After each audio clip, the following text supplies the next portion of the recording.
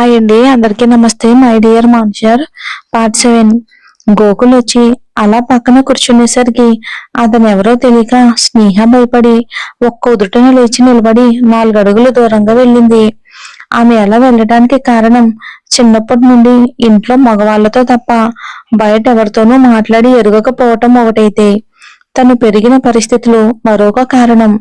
ఆమె అలా లేచి దూరంగా వెళ్ళేసరికి గోకుల్కి స్నేహ అలా ఎందుకు చేసిందో అర్థం కాక ఆమె వైపుకి చూసేసరికి ఆమె తనని చూసి భయపడుతూ చేతులు నలుపుకోవడం చూసి ఆమె సున్నిత మనస్తత్వానికి జాలి పడుతూ అలా అలా కూర్చుని, భయపడకమ్మా, నేను అర్జున్ ఫ్రెండ్ గోకుల్ని. నీకు తాతయ్య నా గురించి చెప్పే ఉంటారు కదా అని అడిగాడు నెమ్మదిగా. అతని మాటలకి ఆలోచనలో పడిన స్నేహకి అశోక్ గారు గోకుల్ గురించి చెప్పడం గుర్తుకు రాగానే ఒంట్లో కాస్త భయం తగ్గడంతో కాస్త బెరుకుగానే తెలుసు అన్నట్టు తలాడించింది స్నేహ. దాంతో గోకుల్ కాస్త రిలాక్స్ గా, నువ్వు నా చెల్లెలు లాంటి దానివి, నా దగ్గర నువ్వు ఇబ్బంది పడడం ఏంటి, రామ్మ కూర్చో, నేను నీతో మాట్లాడడానికి ఇలా వచ్చాను అని చాలా సౌమ్యంగా చెప్పాడు. గోకుల్ అంత ఆప్యాయంగా మాట్లాడేసరికి స్నేహ తన భయం కాస్త పక్కన పెట్టి, తనకి ఎప్పుడూ అలవాటు లేకపోయినా తన వల్ల గోకుల్ బాధపడకూడదు అన్న ఒకే ఒక ఆలోచనతో గోకుల్ పక్కన 2 చైర్స్ వదిలేసి 4వ చైర్లో కూర్చుంది మౌనంగా. ఆమె అమాయకత్వానికి జాలి పడాలో లేక ఇంకేం చేయాలో అర్థం కాని గోకుల్ ప్రస్తుతానికి తను మాట్లాడాలి అనుకున్నది మాట్లాడదలిచి, నువ్వు నా అర్జున్ భార్యవమ్మా, నేను నిన్ను నా సొంత చెల్లెల్లా ఫీల్ అవుతాను. ఇన్నాళ్ళు ఏమయ్యావు అని నువ్వు అనుకోవచ్చు, తప్పలేదురా, మాకు కొన్ని పరిస్థితుల కారణంగా నేను కలవటానికి రాలేకపోయాను అంటూ అర్జున్ వెళ్ళొద్దు అన్న విషయం చెప్పలేక అలా చెప్పాడు గోకుల్. అతని అభిమానం కళ్ళల్లో, ఆప్యాయత మాటల్లో కనిపించేసరికి తను పాత స్నేహలా ఉండలేకపోయింది. అందుకే ఇంకా ధైర్యం చేసి, అయ్యో మీరు అలా మాట్లాడకండి, ఆప్యాయంగా చెల్లి అంటున్నారు, నాకు ఇంతకంటే ఇంకేం కావాలి, కానీ నేను పెరిగిన వాతావరణం కారణంగా నేను కొత్త వాళ్ళతో కలవడానికి టైం పడుతుంది, అర్థం చేసుకోండి అని అనింది తన పరిస్థితి చెప్తూ.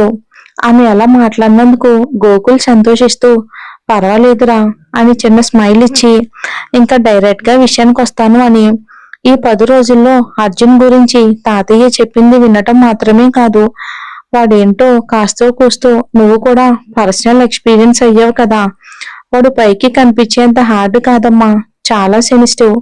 చిన్నప్పుడు వాడు మనసుకి తగిలిన గాయం వాడిని ఎలా మొండివాడిని చేసింది, దానివల్ల వాడు అలా రాయిలా తయారయ్యాడు. జీవితంలో తాతయ్య నేను తప్ప ఇంకేం వద్దు అని మొండిగా బ్రతుకుతున్నాడు, ముఖ్యంగా ఆడవాళ్లను ద్వేషిస్తూ బ్రతుకుతున్నాడు. కానీ వాడుకున్న మంచి మనసు వల్ల నా ప్రేమను అర్థం చేసుకుని నా మీరాని నన్ను ఒకటి చేశాడు. నా జీవితంలోకి మీరా రూపంలో సంతోషాన్ని తీసుకొచ్చిన వాడు అలా ఒంటరిగా మిగిలిపోవటం నాకు అస్సలు చూడలేకపోయాము. తాతయ్య, నేను, మీరా కూడా చాలా బాధపడిపోయాం. అలా అని వాడికి చాలాసార్లు అర్థమయ్యేలా చెప్పడానికి చూసాం, కానీ వాడు మొండోడమ్మా, ఎవరి మాట వినేవాడే కాదు.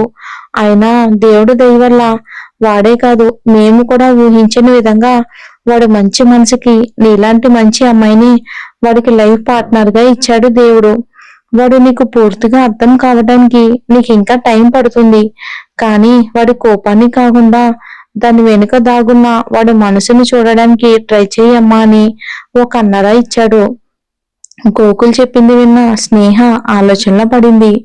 ఇన్నాళ్ళు అర్జున్ మొండి ప్రవర్తన, మనసుని విరిచేసే మాటలు కేవలం అశోక్ గారి మీదే చూపించే అతని ప్రేమ, బాధ్యత, కేరింగ్ ఇప్పుడు కూడా చిన్న పిల్లాడిలా ఆయన దగ్గరే ఏడవడం, ఇవన్నీ స్నేహకి గుర్తుకు రాగానే నాకు అర్జున్ గారి గురించి తెలిసింది రవ్వంతే, ఆ రవ్వంతకే ఆయనకి భయపడి ఆయన్ని దూరం చేసుకోవడం మంచిది కాదు. అవును, అన్నయ్య చెప్పింది నిజమే. ఇప్పటి వరకు అర్జున్ గారు నన్ను ఇష్టపడాలి, ఆయన మారాలి అనుకున్నాను, కానీ ఆయన ఇలా మొండిగా ఉండడానికి కారణం తెలుసుకుని ఆయన మనసులో ఉన్న బాధను దూరం చేస్తేనే కానీ ఆయన ఈ ప్రపంచాన్ని చూడడం మొదలు పెట్టరు. ఆయన మనసు తేలిక పడనంత వరకు ఆయన ఇలానే ఉంటారు. ముందు ఆయన మనసులో ఆడవాళ్ళపై ఉన్న అపోహలు దూరం చేసి అప్పుడు ఆయనకి దగ్గర కావడానికి ప్రయత్నించాలి. అప్పుడే ఆయన తాతయ్య కోరుకున్నట్లుగా మారతారు అనుకుని తనని చూస్తున్న గోకుల్కి చేతులు జోడించి, నిజంగా మీరు నాకు సొంత అన్నలాని ఆలోచించి గమ్యం లేని నా జీవితానికి ఒక దారి చూపించారన్నయ్య. మీరు చేసిన మేలుకి నేను మీకు ఎప్పటికీ రుణపడి ఉంటాను. అలాగే మీకు మాటిస్తున్నాను, మీరు తాతయ్య అర్జున్ గారిని ఎలా అయితే చూడాలి అని ఆశపడ్డారో ఆయన్ని అలా మార్చుకునే బాధ్యత నాది. ఇప్పటి వరకు కేవలం తాతయ్య మాట కోసం ఆయన మారితే చూడాలి అనుకున్నాను. కానీ ఇప్పుడు మనస్ఫూర్తిగా ఆయన మారాలి అని నేను కూడా కోరుకుంటున్నాను అన్నయ్య. కోరుకోవడమే కాదు, నా వంతు పూర్తి ప్రయత్నం కూడా నేను చేస్తాను అని చెప్పింది హార్ట్ఫుల్ గా. ఆమె నుండి ఆ మాటల కోసమే ఎదురు చూస్తున్న గోకుల్కి చాలా సంతోషంగా అనిపించింది. అలాగే ఆమె కాన్ఫిడెంట్ చూస్తూ ఉంటే అర్జున్ తొందరలోనే మారతాడు, అతను కూడా అందరిలాగానే సంతోషంగా ఉంటాడు అన్న నమ్మకం గోకుల్కి కలిగింది. ఇక అభిమానంగా పిలుస్తూ, మళ్ళీ మీరు గారు అంటూ ఎందుకు ఈ దూరం చేస్తున్నావు చెల్లి? ఇక నుండి అలా పిలవద్దమ్మా. నేను ఇందాక చెప్పినట్టు నిజంగానే నువ్వు నాకు చెల్లెల కంటే ఎక్కువే అని అంటూ స్నేహ చేతులు కిందకు దించాడు. అతని అభిమానానికి చాలా సంతోషంగా అనిపించింది స్నేహకి. ఇంతలో గోకుల్ స్నేహ చేతిపై గాయాలు, అటువైపు చీర నిండుగా ఉన్న రక్తం చూసి కంగారు పడుతూ, అమ్మా స్నేహ, ఏమైందమ్మా అంటూ ఇంకా రక్తం అవుతున్న స్నేహ చేతిని చూసి భయపడుతూ చుట్టూ చూశాడు. అక్కడెక్కడ ఎవరూ కనిపించకపోవడంతో తనే కింద ఫ్లోర్ లో ఉన్న రిసెప్షన్ వెళ్లి నర్సింగ్ తీసుకొచ్చి స్నేహ గాయాలకు ట్రీట్మెంట్ చేయిస్తూ ఉన్నాడు. అప్పుడే అక్కడికి టీ కప్స్ తో వచ్చిన రాజయ్య స్నేహ చేతి గాయాలు చూసి, అయ్యో నేను పెద్దయ్యకి ఇలా అయిందన్న కంగారులో స్నేహమ్మకైన గాయాలు గమనించుకోలేదు అనుకుంటూ బాధపడ్డాడు. ఇంతలోనే రూమ్ లో ఉన్న అశోక్ గారిని డాక్టర్ గారు చెక్ చేయడానికి వస్తున్నారు, మీరు కాసేపు బయట వెయిట్ చేయండి అని నర్సు వచ్చి చెప్పడంతో కష్టంగా ఆయన్ని వదిలి బయటకు వచ్చాడు అర్జున్. స్నేహ చుట్టూ ఉన్న గోకుల్, రాజయ్య, నర్సుని చూసి క్షణం పాటు అతని మనసు కంగారు పడింది. కానీ మరుక్షణమే నిర్లక్ష్యంగా తనకేం పట్టనట్టు వెళ్ళి గోకుల్ పక్కనే ఉన్న చైర్లో కూర్చుని అశోక్ గారి రూమ్ వైపుకు చూస్తూ ఉన్నాడు. ఇంతలో స్నేహ గాయాలను క్లీన్ చేస్తున్న నర్సు ఆమె చేతిలో దిగిన చిన్న చిన్న గాజు మొక్కలను తీస్తూ, మేడం ఇంతసేపు ఈ నొప్పిని ఎలా భరించారు? అయినా ఈ గాయాలు ఎలా అయ్యాయి మీకు అని అడిగింది. ఆ ప్రశ్నకు స్నేహ మౌనంగా ఉండిపోయింది. దాంతో గోకుల్కి విషయం అర్థమై కోపంగా తన పక్కనే ఉన్న అర్జున్ని చూసేసరికి అప్పటికే నర్స్ మాటలు విని, ఉదయం తను చేసిన నిర్వాకం వల్లే స్నేహకు ఆ గాయాలు అయ్యాయి అని అర్థమైన అర్జున్ మనసుకి చిన్నపాటి బాధ కలిగినా ప్రస్తుతానికైతే బండరాయిలా ఉన్న అతని మనసు అయితే కరగలేదు. దాంతో గోకుల్ చూపుల్ని ఏ మాత్రం పట్టించుకోలేదు. కాసేపటికి నర్సు స్నేహ గాయాలకు నీట్ గా బ్యాండేజ్ వేసి పెయిన్ తెలియకుండా 2 ఇంజెక్షన్లు వేసి, చాలా నీరసంగా ఉన్నారు మేడం, ముందు మీరు ఏదైనా తినండి అనేసి ఆవిడ వెళ్ళిపోయింది. ఆవిడ అలా వెళ్ళగానే రాజయ్య తెచ్చిన టీ చల్లారిపోవటంతో గోకుల్ క్యాంటీన్ కి వెళ్లి పాలు తీసుకొచ్చి స్నేహ వద్దు అంటున్న ఆమె చేత బలవంతంగా తాగించాడు. ఆ ఇద్దరి మధ్య ఈ కొద్ది సమయంలోనే ఏర్పడ్డ బాండింగ్ కి అర్జున్ ఇద్దరిని చూసి అసహనంగా ఫీల్ అవుతూ అశోక్ గారి రూమ్ నుండి డాక్టర్ బయటికి రావటంతో ఆయనకి ఎదురెళ్లాడు.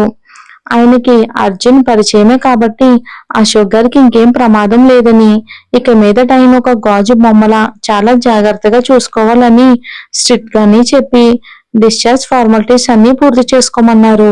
అది విన్న గోకుల్ నేను చూసుకుంటానని వెళ్ళి ఒక 15 నిమిషాల్లో ఫార్మాలిటీస్ అన్ని క్లియర్ చేసుకుని వచ్చి తను అర్జున్ వచ్చిన కారులో అశోక్ గారిని తీసుకుని ఇంటికి బయలుదేరారు. ఇక డ్రైవర్ తో స్నేహ, రాజయ్య వాళ్ళు వచ్చిన కారులోనే బయలుదేరారు. కానీ ఇదివరకులా అర్జున్ ప్రవర్తనకి మనసుని కష్టపెట్టుకోలేదు స్నేహ. స్నేహ అర్జున్ అపోహలన్నీ తొలగించి అతన్ని మార్చుకోగలుగుతుందా? స్నేహ కోరుకున్నట్లు అర్జున్ అంత ఈజీగా తన ద్వేషాన్ని పక్కన పెట్టి మరి మారతాడా? చూద్దాం.